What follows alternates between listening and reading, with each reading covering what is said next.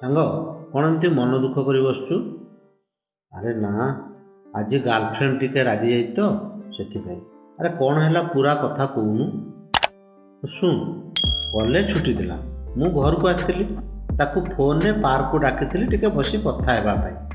କଥା ହେଉ ସେ ମୋତେ କହିଲା, ଆଚ୍ଛା ପୁଅମାନେ ଝିଅଙ୍କୁ ଯେଉଁ 3ଟା ମ୍ୟାଜିକ୍ ୱାର୍ଡ଼ କୁହନ୍ତି, ତୁମେ ମୋତେ ତ କେବେ କହିନ, ଆଜି କୁହ ନା, ପ୍ଲିଜ୍ କୁହ। ମୁଁ ବହୁତ ଭାବିଲି କ'ଣ ସେ 3ଟା ୱାର୍ଡ଼। ମୁଣ୍ଡକୁ କିଛି ବି ଜୁଟିଲାନି। ଶେଷରେ କହିଦେଲି, ଚାଲ ମାଛ ଧରିବା। ବାସ୍, ତାପରେ ତ ମୋ ଉପରେ ରାଗିକି ମୁହଁକୁ ଫୁଲେଇକି ଗାରୁମାରୁ ହୋଇକି ମେଞ୍ଚେ କ'ଣ କହିକି ଘରକୁ ଚାଲିଗଲା।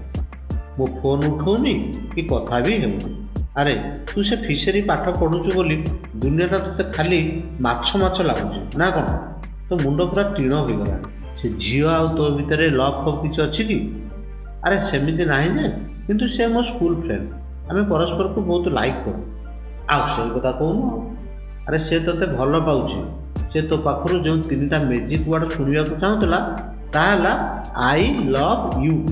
ଆଉ ତୁ କ'ଣ କହୁଛୁ ନା, ଚାଲ ମାଛ ଧରିବା, ଲେଟ୍ସ ଗୋ ଫିସିଂ। ଯା ତାକୁ ବୁଝା।